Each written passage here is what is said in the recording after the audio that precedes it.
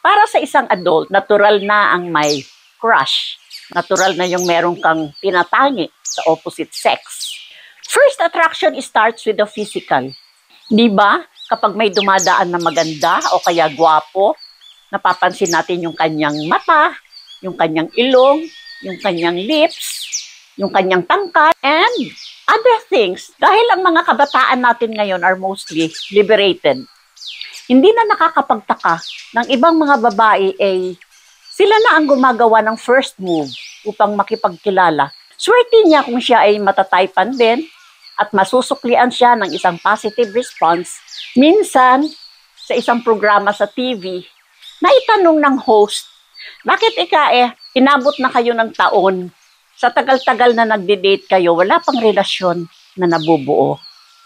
Some guys are just too afraid to let go of a long-time friendship. Lalo na kung ang pagkakaibigan nila ay almost perfect. Nanghihinayang sila sa isang friendship na maaari daw mauwi sa breakup kung sila ay magkakaroon ng relasyon, and eventually they will be estranged for the rest of their lives. Sayang naman ang kanilang nasimulan, hindi ba? Yung iba ay sadyang may commitment phobia, lalo na kung may umaasa sa kanila katulad ng pamilya o may mga kapatid na pinag-aaral at kung ano-ano pa. Pinipili ng iba ang maging best friend na lamang. Sabi nila ito daw ay pangmatagalan, hindi katulad ng pumapasok sa isang relasyon na eventually baka magkalabuan at magkakailangan kayo.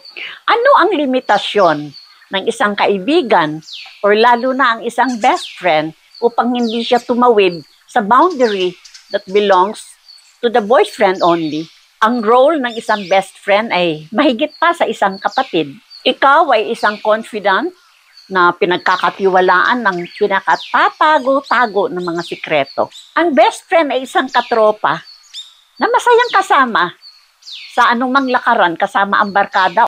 Hindi katulad ng boyfriend na nangangailangan ng privacy para sa inyong dalawa lamang. Kapag ikaw ay isang kaibigan, hindi mo tinitignan na sex object ang iyong best friend dahil ang tingin mo sa kanya ay isang ate o isang kuya at hindi ito pinagmumulan ng iyong pagnanasa. A boyfriend, on the other hand, enjoys a romantic kind of love. A boyfriend is entitled to romantic gestures like holding hands, kissing, yung mga akbay-akbay, ek-ek at ibang bagay pa. They enjoy a deeper emotional connection and intimacy that sometimes becomes physical. Yan si boyfriend.